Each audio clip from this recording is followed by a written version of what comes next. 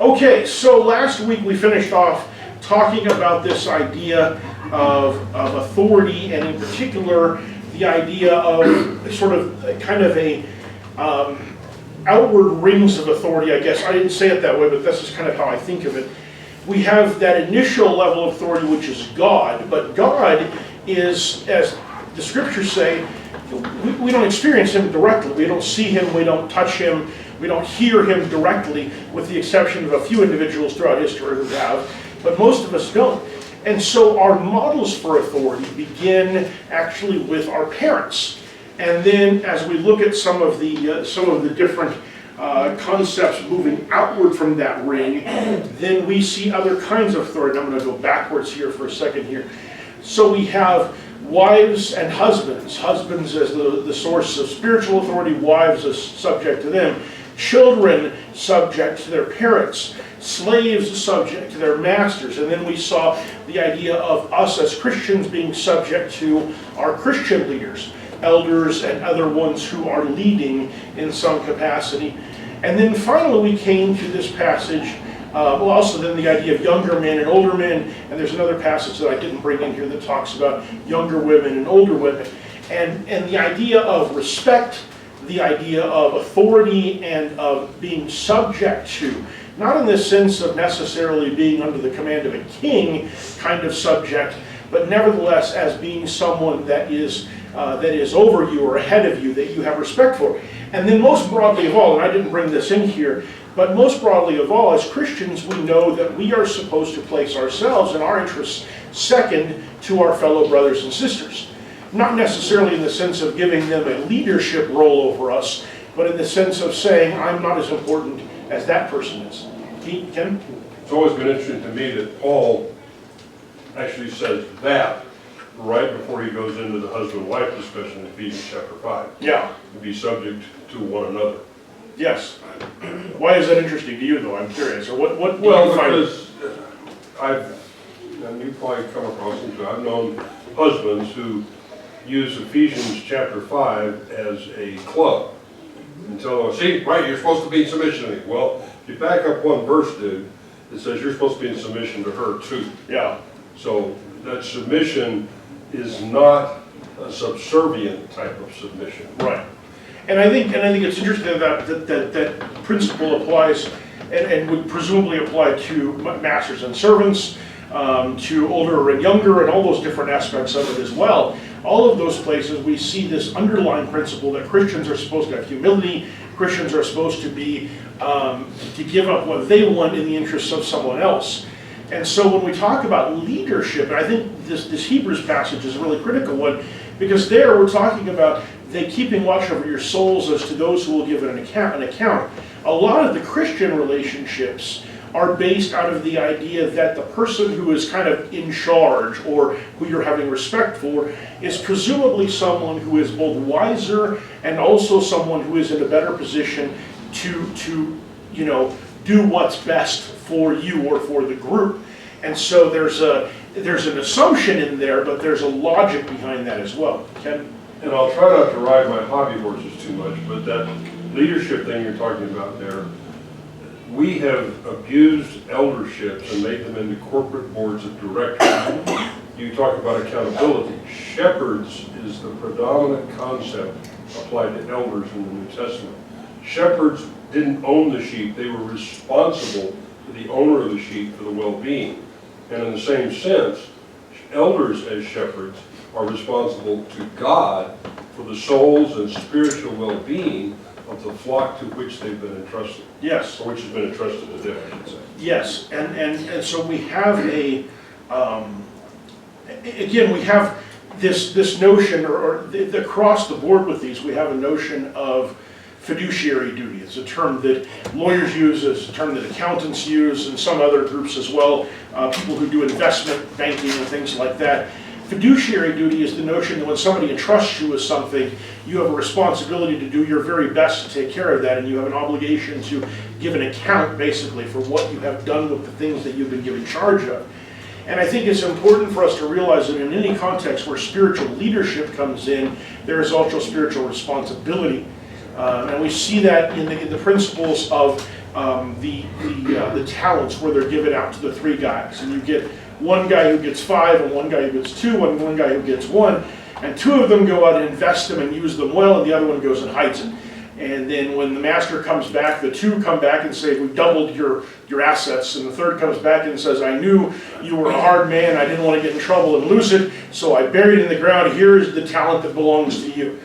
And with the first 2, the master is pleased and he rewards them. With the 3rd, he is furious because he says, you're wicked and lazy. You wasted this.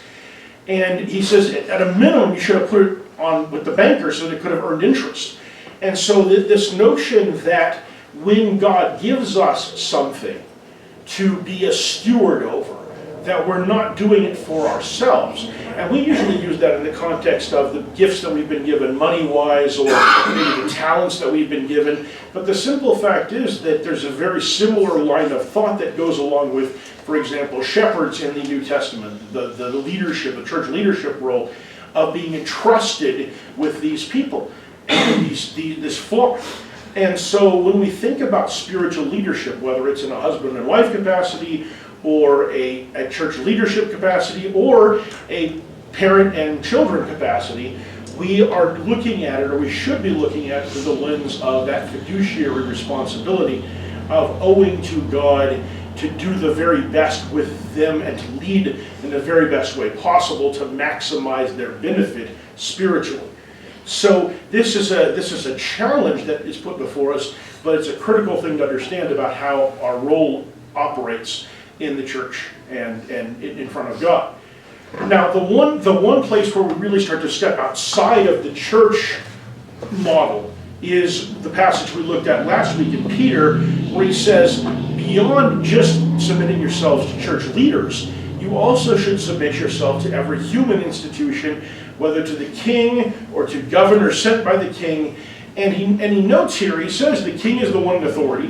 The governors are sent by him for the punishment of evildoers and the praise of those who do right, which seems like a very almost Pollyanna-ish way of looking at what kings and governors have done historically. And yet, Peter says, it is the will of God that by doing right you may silence the ignorance of foolish men. He says, act as free men, don't use your freedom as a covering for evil, use it as bondslaves of God. Honor all people, love the brotherhood, fear God, and then he says, honor the king. And we talked last week about the idea that this involves honoring the king regardless of whether the king is a particularly good person, and following the law regardless of whether we agree with the law, except to the point that the king or the whoever's in charge or the law comes into contact with God's law in terms of how we are expected to act. And we talked about sort of some clear distinctions in the one area where it gets a little murky. So on the one side of it, we could say if the government is ordering us to the extreme version, like the Roman emperors were for a while, they were ordering Christians to worship the emperor. It's really easy to look at that and say, okay, that's not something we can do, because we know that would be worshiping a false god, and God calls on us not to do that. On the other side of it, using a much more modern kind of a situation, we know that the law in many places allows abortion, even though we, for the most part, most of us anyway, are very much against abortion. So that means that we wouldn't go and do that, and perhaps we would not choose to support that, I would assume, but it doesn't mean that we're allowed to kill abortion doctors and burn down abortion clinics. The fact that the law allows other people to do things that are evil doesn't mean that we have been given the task of getting rid of them or making it impossible for them to do those things. Our job is to honor the law and follow the law unless it directly conflicts with our interaction. Okay. A more recent example was in the pandemic. The CDC forbade gatherings of 10 or more, which included worship. Yes.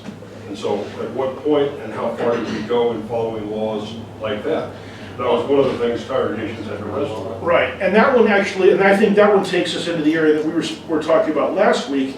I think it kind of similar sorts of a problem, which the example we were talking about last week was someone who is a teacher who is being called on to teach.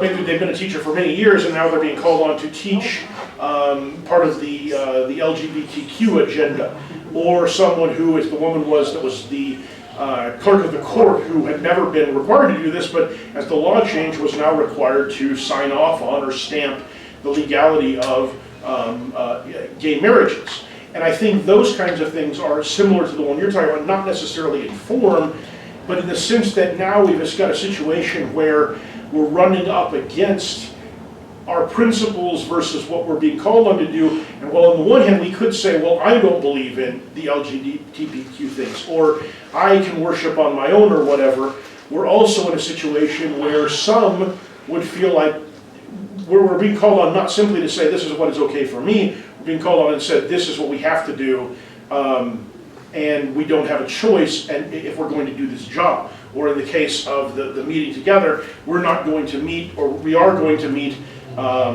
you know, regardless of what the law says. We run into those situations where it becomes more complex. And I talked about last week, one of the things that I think it's important for us to realize is that historically in this country, we have very, very rarely run into those situations. And it's part of the reason why we wrestle so hard, I think, with some of those things, because we've never really had to deal with much in that area, because our country historically has been so favorable towards Christianity. I don't mean necessarily that everyone was Christian, but the way that our laws were set up and the way that they were interpreted, and the majority of our population supported the idea of churches and individuals who, from a religious standpoint, being pretty much free to do what they wanted to, with the government having very little ability to regulate. And it's only been in recent years that we've started to run into increasing levels of pressure against that. And so compared to the Christians in China, for example, the situation that we have here, even now with some of these incidents or these issues that I'm talking about right now, is so insignificant to the persecutions and the difficulties that they face, or in many other places around the world. And so on the one hand, I think we need to be to recognize that these are unusual things, but nevertheless, they're things we have to reconcile. And as I said last week with regard to some of this stuff, with regard to the teaching, someone who's teaching, with regard to someone who is in a position where they have to decide, am I going to sign off on a marriage certificate of a kind of marriage I don't believe in, I think we have to answer those things for ourselves. I don't think that I'm in a position to really speak to the doctrine of that. And I think as a church, we had an obligation, and would continue to have an obligation in the future, to decide as a congregation what we thought the best way to approach that was.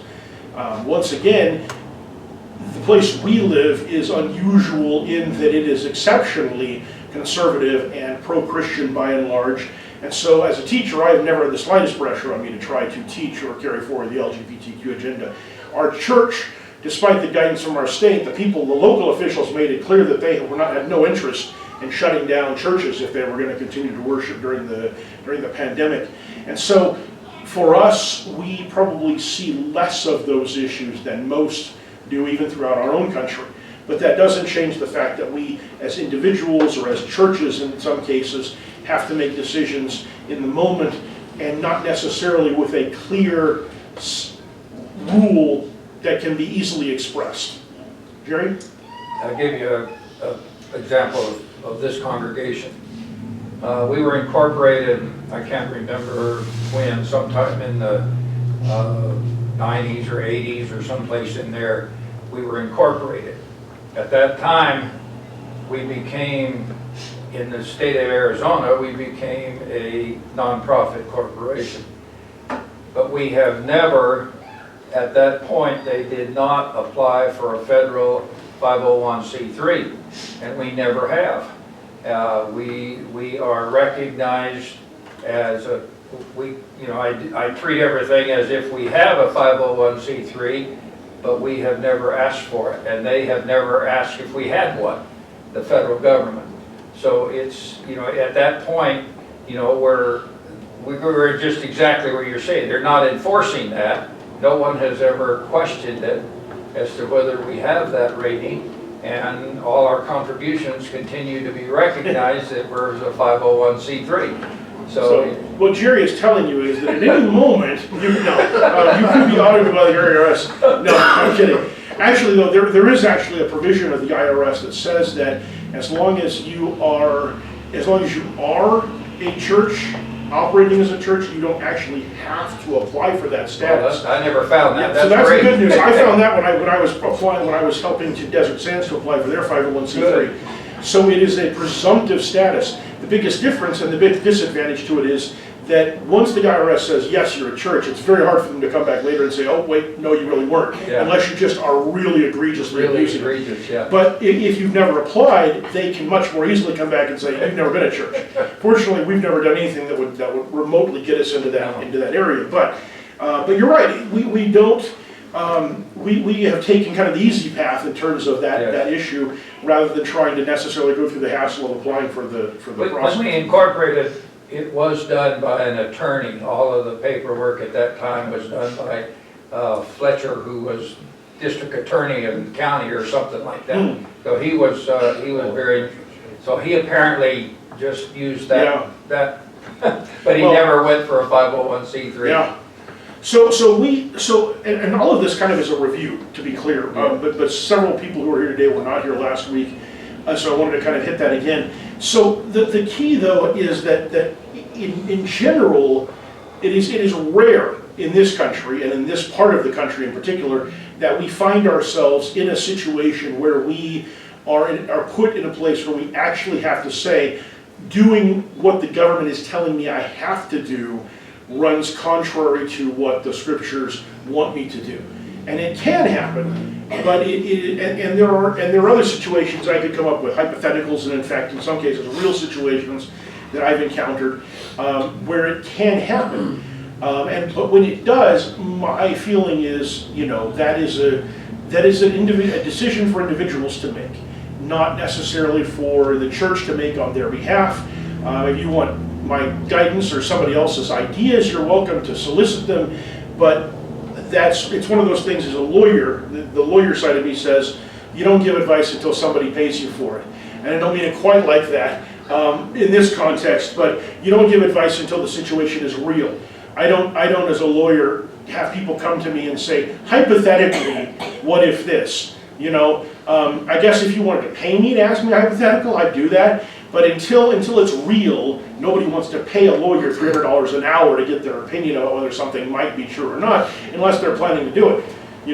Hypothetically, if I were to run my husband over 3 times with my car, how likely would that be?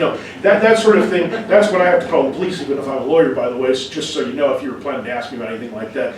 But in any event, there are situations where that happens. And the time that we encountered it as a church most specifically, as Ken points out, was when we had to decide what to do during the pandemic. And so it is not an unknown and a completely unimaginable thing. It's just unusual and unlikely. Now is the first time in the history of this congregation anyway that we'd ever faced any kind of a question like that. And so there are times when that can happen, but it is a rare situation. So overwhelmingly, we find ourselves, even when we're with a government that is increasingly not Christian-centered the way it has been, we regularly find ourselves in a place where we can choose to do what we know is right, regardless of whether the society as a whole is permitted to do things that are wrong. And that's been true, even if you go back to the beginning of American history, that's been true. That there have always been permissions for people to do things under American law that would not necessarily have been something that the Christian would feel comfortable doing. And so it shouldn't surprise us that continues to be the case. It perhaps dismays us how much more often it's the case these days than it used to be. But I want to take this principle and I want to apply it back to the Ten Commandments, the part that we're talking about, and take a look at kind of what it does for us as we look at the Ten Commandments. So one of the things that has been pointed out previously in this class by me as well as by others, one of the things that you will find over and over again in writings, information on the internet, and in books and things like that, is the idea that the Ten Commandments break down into 2 basic groups that ultimately fall under one of the 2 categories that Jesus articulates as the 2 most important commandments: love the Lord your God and love your neighbor. And so when you go through and look at the Ten Commandments, it's fairly easy to see, certainly the ones that relate to loving the Lord your God. You shall have no other gods before me. You shall not make for yourself an idol. You shall not take the name of the Lord your God in vain. And remember the Sabbath day and keep it holy. All of these directly relate to our relationship with God. And when we look at it without necessarily going into too much depth, which we've definitely gone into too much depth at this point, but nevertheless, when we look at it on a very surface level, it would seem that the rest of the commandments, the other 6, would be focused on our relationship with others, our neighbor, honor your father and your mother. You shall not murder. You shall not commit adultery. You shall not steal. You shall not bear false witness. You shall not covet. All of those things are focused on others, not on God. But when you start to look at the issue of honoring your father and mother and the bigger picture of authority that it touches on, it begins to look like a commandment that has a little bit more breadth to it than just talking about your father and mother. It uses father and mother as the archetype for the beginning of understanding authority. And then if we look at the scriptures, we see that notion of authority extended to others and to God, most importantly, as well. And so when we look at it in those terms, we ultimately can see what the Hebrews ultimately also saw and what God, I think, intended for them to see by the way that he actually set up the commandments. Because the Jewish tradition says that the commandments, there are 2 tablets of the commandments, but it's not because 5 were written on one and 5 were written on the other. All 10 were written on both tablets, according to Jewish tradition, on both sides. So you'd have 5 on one side and 5 on the other side. And the 5 that were on the first side were these first 4 about God, and also honor your father and mother. And then the other ones came along after that. Remember that God refers to himself as the Father, and he did even to the Israelites in certain contexts as well. And so what I want to suggest is that when we think about this particular commandment, that it may be more accurate to think of it in terms of not so much that honor your father and mother is the idea of loving the Lord your God, but rather that honoring your father and mother implies a larger commandment, which is honor God-given authority. And the scriptures establish that pretty much all authority is God-given, but it goes through and kind of talks about some of those specific ones. Jerry? Yeah, I think you shall not commit adultery may be in that same category, because God throughout the old law talks about the adultery that the Israelites were committing because they were worshiping other gods. He uses that. That's true. I think maybe here he's talking about husband and wife, but the idea of adultery, he calls it throughout. Yes. Hosea is a real good example of how many times he accuses the Israelites of being adulterous. Yes, however, in this particular case, remember that he's already got 2 commandments that cover adultery with regard to him. So in this context, I think it's safer to leave this over here, because he's really kind of talking, first he's talking about how you keep your covenant relationships with him, and then he's talking about how you keep your covenant relationships with somebody you're married to. And in this, but it's interesting to think that when you really get right down to it, 3 out of the 10 commandments really are about keeping those covenant relationships and not committing, whether it's spiritual adultery or physical adultery, honoring your covenants, those special kinds of covenants. Okay? I never thought of it the way you're presenting it, but I like that concept. And if you go back to the way Jesus presented it, the love the Lord your God with all your heart, soul, mind, and strength is an overarching commandment that literally all of them could be lumped under that. And splitting them out is in some ways an artificial distinction that we have made to help understand how you put into practice loving your neighbor versus loving God. Right. But there is a sense in which loving God does honor his authority in all 10 of these things. That's true. And technically, if you had just loved the Lord your God, anything he said to do would be something that you would expect him to do, under the same way that Jesus says, if you love me, you'll do what I tell you to, Right. do my commandments. I love the way Jesus put it, said, on these hang all the law and the prophets. Yes. They are foundational to everything God has said as to how he wants us to live, to act, and relate to him and to others. And I wonder, sometimes I think we use that phrase, or we read that phrase, all of these things hang, as though all those things naturally extend from it, which I think is true. But I also think that we need to think of when Jesus says all those things hang on them from the standpoint of, if you don't love the Lord your God, or if you don't love your neighbor, the rest of it falls apart. The rest of it becomes meaningless. And that was the problem the Pharisees had, is that they were following all the laws and rules, and they'd made up extra ones just to make sure, but because they didn't really love the Lord their God or their neighbors very much, how they actually did it in reality didn't reflect the actual law. So but if you keep the first 2 commandments, like love the Lord your God, love your neighbor as yourself, you can't break any of the other ones. It's included in there. Right. I mean, if I love her as much as me, why would I be false witness? Or you couldn't do any of the others. That's why Jesus said the whole law hangs on those two. And I The think, love is the greatest, you know? yes, and I think the other commands exist because, I We mean, don't love perfectly. well, only exactly. Jesus The did. problem is that we're all a little bit of lawyers, you know? And when we see love the Lord your God, you're going to get that person who goes, I do love the Lord my God, but, you know, there's nothing wrong with having an idol too, because I love him more than I love the idol, you know? And you're gonna get that kind of argument. I love my neighbor, but you know, my neighbor's got a lot of money. It's probably not gonna hurt if I steal something from him that's not very valuable. You know, we get into these rationalizations and justifications, and that's why the American He books doesn't of like law my are so. dog. What's that? I said, my neighbor doesn't like my dog. There you go. You know, so, but I mean, that's why this kind of thinking is why American and Arizona laws are so extensive, and they're why even though God's law, while much briefer, still needed specificity, because there's always that tendency to try to look for or create wiggle room, even if it's a false creation. So, okay, so this is kind of interesting because this is how in the tablet commandments, the Jewish tradition says this is how they were set up, where they had the first 5 commandments on one side, the second 5 commandments on the other side, and this would help to explain the logic in terms of the symmetry of those two things.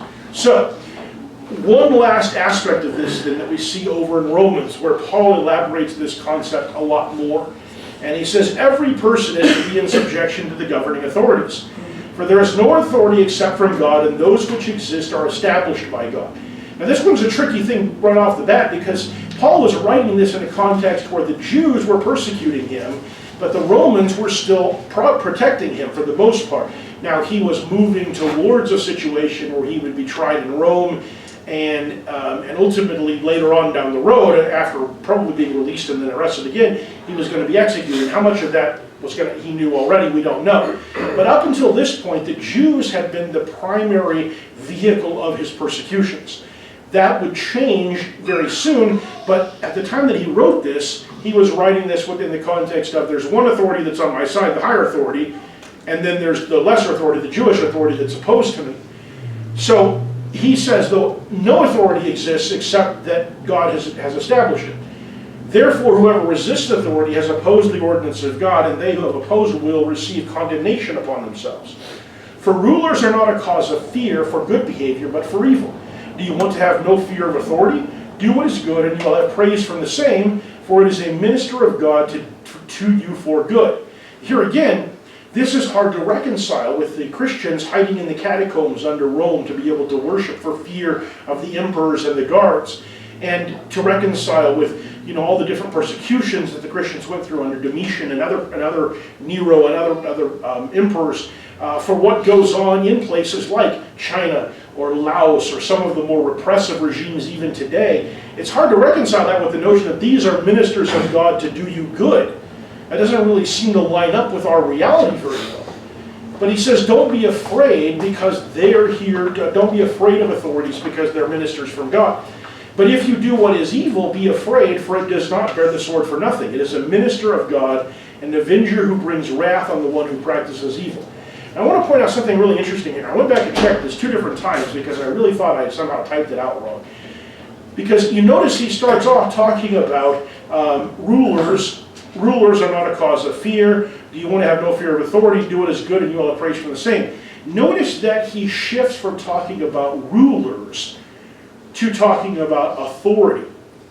And from the point that we shift to the next page on, and this is a coincidence, I didn't do it on purpose this way, he starts talking about authority in the impersonal. He says, it is.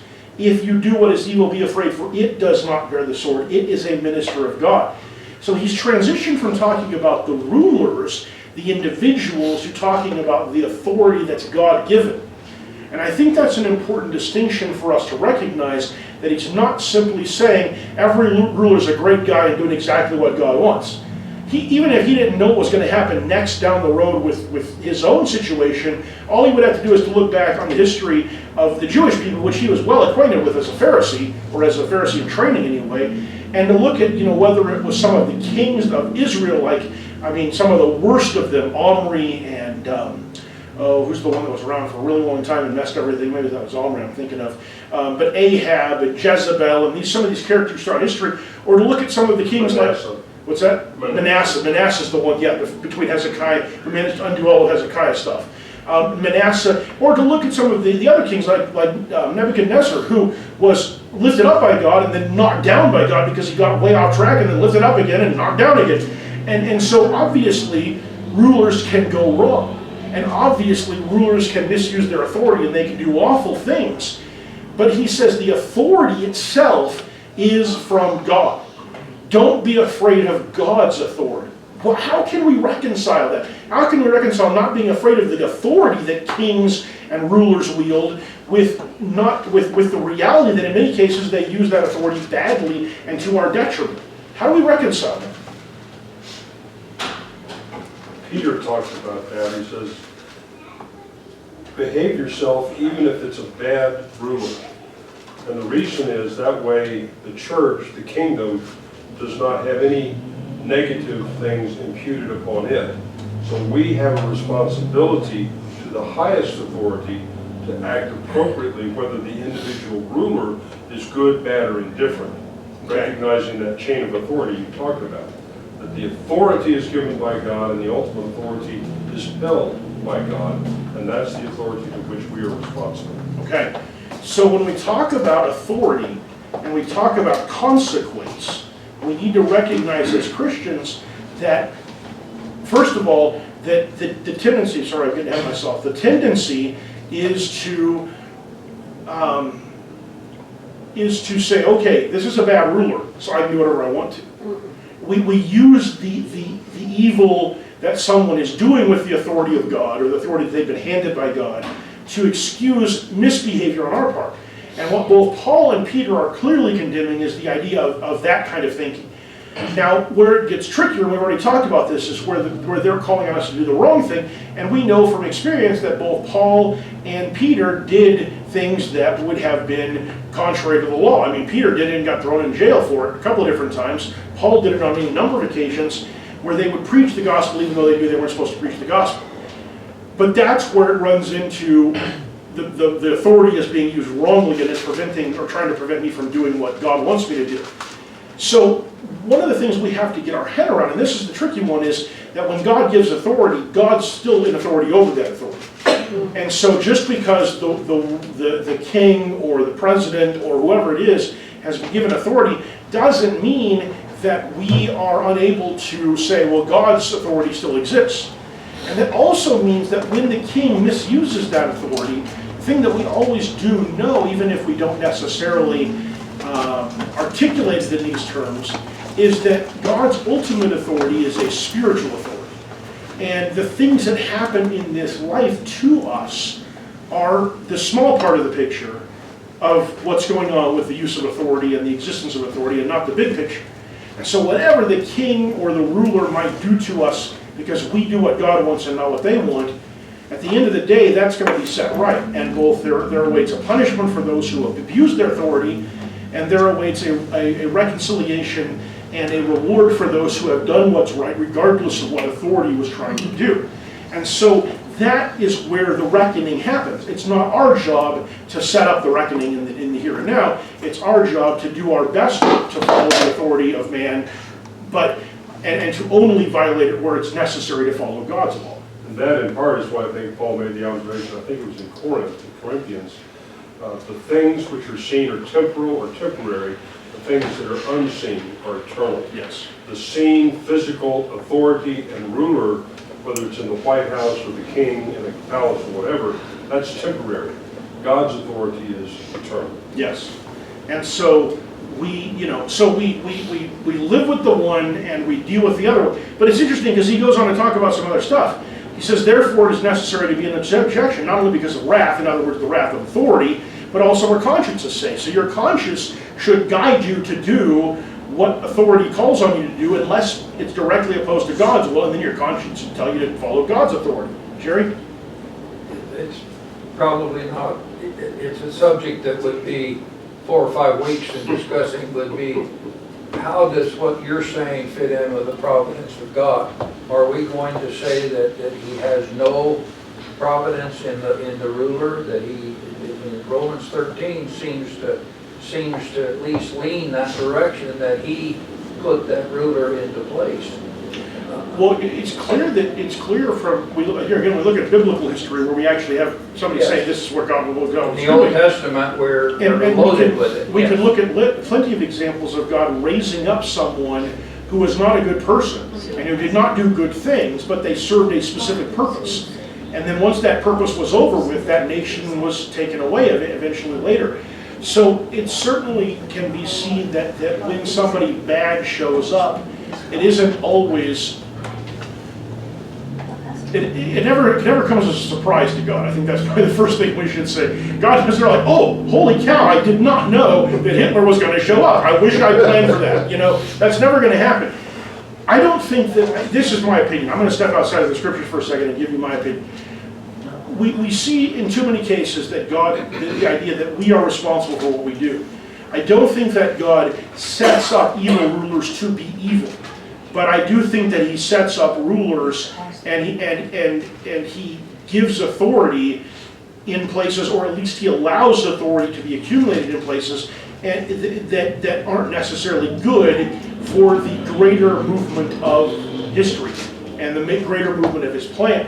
And so that may sometimes mean working with some really bad people. Joseph talks about, what his brothers did to him. He said, you intended this for evil, God turned it into good. And you can go look through Joseph's life and you can see, it wasn't just his brothers. His brothers sold him into slavery, they were ready to kill him, they sold him into slavery instead, got him where he needed to be in Egypt.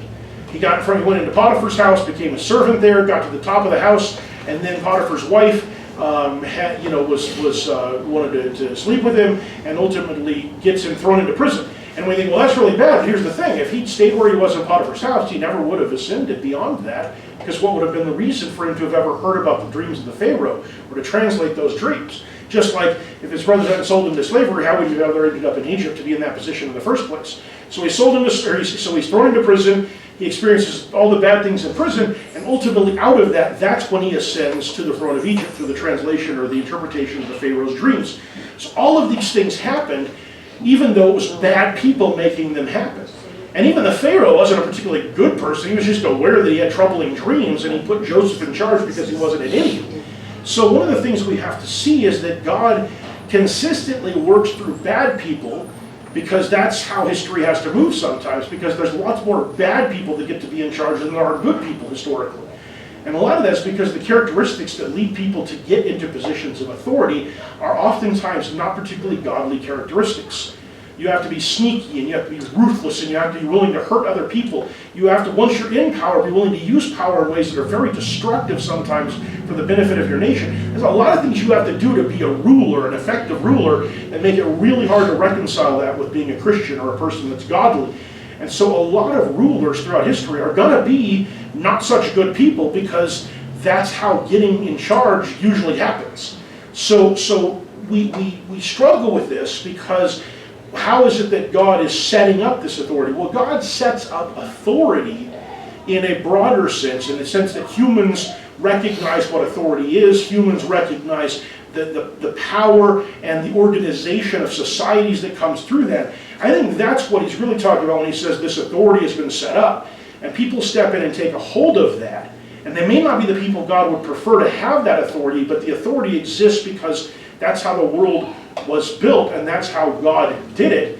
And then sometimes people who get a hold of it are going to do really bad things. And God is going to work with that still to get his goods accomplished, but it's not always going to be as pretty as it could have been. God is perfect, his will is sovereign, but because we're flawed and he gives us choices, God allows things that he does not will. Yes. He allows evil rulers that are outside his will, but he has established the authority just to keep the authority thing in the total context of right. His authority, earthly authority. Good or bad rulers, it's still his authority, it's still given by him. And one of the things, and if he doesn't allow it, then he takes away our freedom to make choices. Right. And one of the things, to even a step beyond that, one of the things that I think is worth looking at briefly is that when we look at human history, in general, when we look at situations in which authority completely breaks down, it's generally worse than most even fairly bad situations where authority is in operation. As bad as, for example, Saddam Hussein was, and as many evil things as he did, Iraq was still far more stable under him than it was after the US got in there and got rid of him and got rid of all the authority figures and then stepped back again and tried to let them run the country. You can see that. You can see that in Africa. In Africa, there were a lot of really, really bad exploitations that took place by European states who came in and exerted control, broke down the existing governmental systems and tribal systems and stuff like that, created their own kinds of rule, and then ultimately at some point realized that this was wrong and they began to pull back, and as they did, what you got in some places was situations that were complete anarchy where warlords would rise up and do all sorts of evil things. And as many evil things as those European nations had done in a lot of those places, and they'd done some really awful things, in general, the number of people that died after they left was even more than the ones that they had there. And a lot of those European nations patted themselves on the back. Look, we saved them from all of this mess. Well, you created the circumstances that led to the mess, so don't feel so good about yourself. But the truth is that even bad authority is oftentimes better than anarchy. There's only a very few times in human history that we can clearly identify authority that has been so badly used as to be more destructive than anarchy would be. And so I think that's an important thing to understand, that when God sets up authority, it's not just for no reason. It's because the alternative to authority is, generally speaking, even worse than what it would be without it. So, okay, we have to stop here, even though we haven't quite finished this passage, but also we've got a little bit more to talk about anyway. So we're going to stop here, and we will come back to this